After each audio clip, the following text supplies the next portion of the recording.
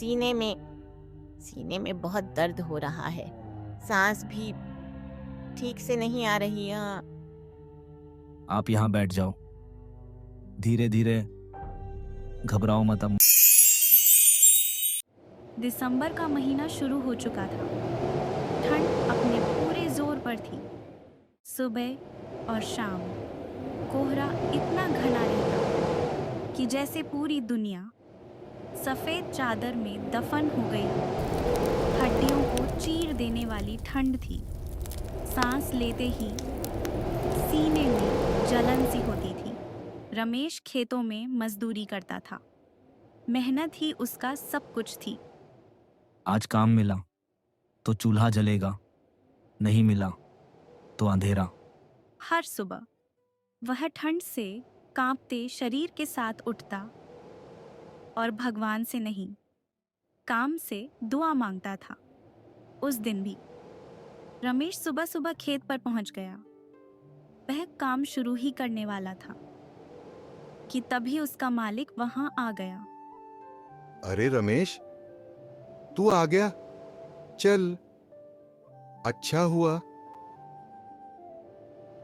जी मालिक, आज जल्दी आ गया हूँ। काफी काम बचा है, सोचा सुबह सुबह निपटा ले। नारे रमेश, आज से नहीं, नहीं मतलब? आज से सभी मजदूरों की छुट्टी है। वो शब्द हवा से नहीं, सीधे रमेश के सीने में लगे। कुछ पल वह वहीं खड़ा रहा, ना कुछ बोला, ना कुछ समझ पाया। ठंड अब बाहर नहीं थी, ठंड उसके अंदर उतर चुकी थी। लेकिन मालिक, अभी तो दिसंबर शुरू हुआ है। वही तो कह रहा हूं रमेश, दिसंबर की यह हड्डियां गलाने वाली ठंड अब मुझसे बर्दाश्त नहीं होती। और इतनी ठंड में मैं तुम लोगों को भी खेत में ठिठुरते हुए नहीं देख सकता।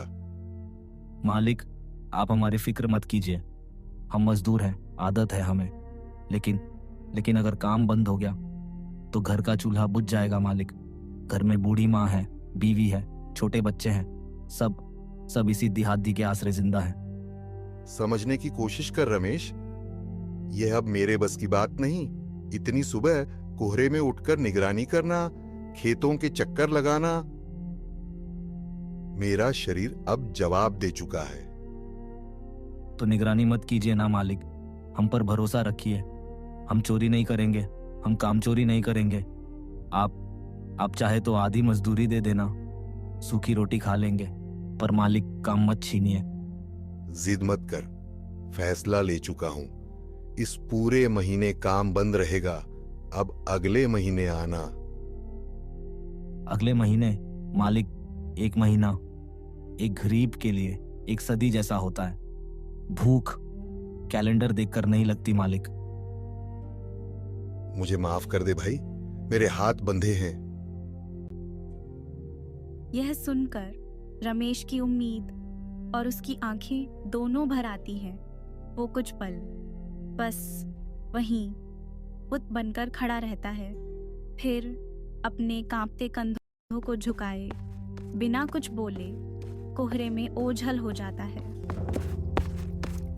अरे, आप आ गए इतनी जल्दी? माँ जी अभी सोई हैं, आवाज मत करना। पर आपका चेहरा उतरा हुआ क्यों है? सावित्री, सब खत्म हो गया। आज मालिक ने मुझे काम से निकाल दिया। क्या? हे भगवान, अब क्या होगा? घर में राशन नहीं है और माँ जी की दवाइयाँ। रमेश बेटा, तू इतनी जल्दी आ गया? हाँ माँ, बस आज थोड़ा काम जल्दी खत्म हो गया। तू सो जा माँ। कि तभी बाहर से दरवाजा खुलता है। घर का मालिक अंदर आता है। अरे सेठ जी, अब इस समय सब ठीक तो है ना? देख रमेश, मैं यहाँ हाल चाल पूछने नहीं आया। मैंने ये घर बेच दिया है, मुझे पैसों की जरूरत थी। कल सुबह नए मालिक आएंगे। अपना यह कबाड़ा उठाओ और घर खाली करो। सेठ जी, अनर्थ मत कीजिए। अभी तो इनकी नौकरी भी चली गई है। हमारे पास एक पैसा नहीं है। हम माँ जी को लेकर कहाँ जाएंगे? घर घर खाली कर दें बेटा सेठ। मेरी उम्र देख, इस ठंड में मैं मर जाऊंगी बेटा। मेरे बेटे को मत सता।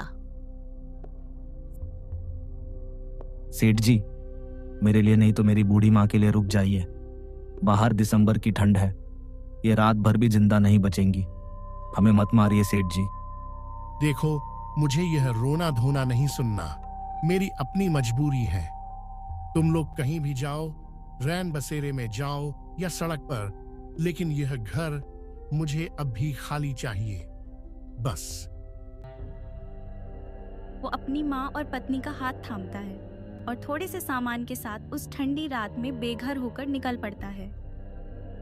मेरी हालत ठीक नहीं लग रही। सीने में बहुत दर्द हो रहा है। सांस भी ठीक से नहीं आ रही है।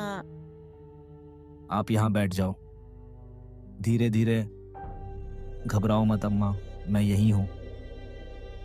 हे भगवान, इस जानलेवा ठंड में अगर अम्मा को कुछ हो गया तो हम क्या करेंगे? मैं अभी आग जलाने की कोशिश करता हूँ, शायद अम्मा को थोड़ा आराम मिल जाए। बेटा, मुझे लग रहा है मुझे दवाई की जरूरत है। शरीर बिल्कुल साथ नहीं दे रहा। अम्मा, अभी बहुत रात है, सुबह होते ही मैं कुछ ना कुछ इंतजाम कर लूंगा। आप बस हिम्मत रखो। रमेश, आग भी ठीक से नहीं जल रही। यह लकड़ियां, ये सब गीली हैं। धुआं ज्यादा हो रहा है। बेटा, लगता है आज किस्मत भी हमारा साथ छोड़ गई। अब तो यह आग भी बुझ गई। घबराओ मत, एक जगह है, नदी किनारे। हाँ, नदी किनारे बहुत सारी सूखी लकड़ियां पड़ी रहती हैं। मैं बचपन में वहीं जाया करता था। वहां जरूर सूखी लकड़ी मिल जाएगी। वहां तक कैसे पहुंचेंगे? मेरे पैरों में अब बिल्कुल ताकत नहीं बची। मैं एक कदम भी नहीं चल सकती। मैं हूं ना अम्मा, आप मेरा सहारा लो। हम धीरे धीरे चलेंगे। हमें वहीं जाना होगा अम्मा। अब यही आखिरी रास्ता बचा है। वो अपनी माँ और पत्नी को सहारा देते हुए अंधेरे में गिरते पड़ते किसी तरह नदी किनारे पहुंचते हैं। रमेश इधर उधर नजर दौड़ाता है और अंधेरे में टटोलकर कुछ सूखी लकड़ियां इकट्ठी करता है। चलो, आग जल गई। कम से कम अब थोड़ी गर्मी तो मिलेगी। बेटा रमेश, अब हालत बहुत बिगड़ रही है। मुझे दवाई की जरूरत है। बस किसी तरह दवाई का इंतजाम कर दे बेटा, वरना मुझे नहीं लगता कि मैं यह रात काट पाऊंगी। अम्मा, आप ऐसा मत बोलो। आप चिंता मत करो, मैं कुछ ना कुछ इंतजाम करके जरूर लेकर आऊंगा। आप बस यहीं आग के पास बैठी रहो। इतनी रात में अकेले कहाँ जाएगा बेटा? सब दुकानें बंद होंगी। बाहर बहुत अंधेरा है। चाहे जहां जाना पड़े अम्मा, मैं जाऊंगा। मुझे जाना ही होगा। आप बस हिम्मत रखना। जाओ, लेकिन जल्दी लौट आना। तुम चिंता मत करो। सुबह होते हैं मैं लोगों के घर जाकर बर्तन धो लूंगी। जो भी मिलेगा उसी से गुजारा कर लेंगे। तुम अकेली नहीं कमाओगी सावित्री, मैं भी कोई ना कोई काम ढूंढ ही लूंगा। हम हारने वालों में से नहीं हैं, बस आज की रात निकल जाए। रमेश ठंडी रात में तेज कदमों से शहर की तरफ दौड़ता है और अपने पुराने मालिक के घर पहुंचता है। अरे रमेश, इतनी रात को मेरे घर क्या लेने आया है? पागल हो गया है क्या? सेठ जी, मैं मदद मांगने आया हूँ। मुझे बस 500 रुपये उधार दे दीजिए। मेरी माँ की हालत बहुत ज्यादा खराब हो चुकी है सेठ जी। दवाई लेनी है, वरना वो नहीं बचेंगी। देख रमेश, दिसंबर का महीना चल रहा है। तुझे तो पता ही है, मैंने सबको काम से निकाल दिया है। धंधा बंद पड़ा है। सेठ जी, सिर्फ 500 रुपये, मैं आपकी पाई चुका दूंगा। अरे भाई, जब जेब में पैसा ही नहीं है तो कहां से दूं? जाओ यहां से। सेठ जी, आप ही मेरा आखिरी सहारा हैं। अगर कहीं और जाने का रास्ता होता तो मैं इतनी रात आपके दरवाजे पर नहीं आता। मुझ पर दया कीजिए। देख रमेश, मैं मजबूर हूं। अच्छा होगा तू कहीं और जाकर मदद मांग ले। यहाँ तेरा वक्त बर्बाद हो रहा है। सेठ जी, मैंने आपके यहाँ सालों तक ईमानदारी से काम किया है, कभी एक दिन की भी शिकायत नहीं की। मैं आपकी पाई पाई चुका दूंगा, बस आज मेरी माँ की जान बच जाए। वो मर जाएंगी सेठ जी। चल अब जा रमेश, मुझे सोना है। बहुत ठंड हो रही है। दरवाजा छोड़। रमेश खाली हाथ टूटा हुआ मन लिए आगे बढ़ता है और अपने दोस्त के घर पहुंचता है। अरे रमेश, इतनी रात को मेरे घर क्या करने आया है? सब ठीक तो है ना? ठीक कुछ भी नहीं है दोस्त, आज तेरी मदद की बहुत जरूरत है। मुझे बस 500 रुपए उधार चाहिए। 500 रुपए? अचानक इतने पैसों की जरूरत क्यों पड़ गई? मेरी माँ की हालत बहुत खराब है, दवाई लेनी है भाई। अगर आज उन्हें दवाई नहीं मिली तो मैं खुद को कभी माफ नहीं कर पाऊंगा। मेरी मदद कर दे यार। रमेश, काश मेरे पास पैसे होते तो मैं तुझे बिना सोचे दे देता। लेकिन सच मान, इस वक्त मेरे पास एक भी रुपया नहीं है। दोस्त, तू तो मेरे घर की हालत जानता ही है।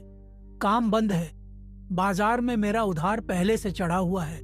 मैं चाहकर भी कुछ नहीं कर पा रहा। मुझे माफ कर दे भाई। लगता है ये रात मेरी माँ को मुझसे छीनने पर तुली है।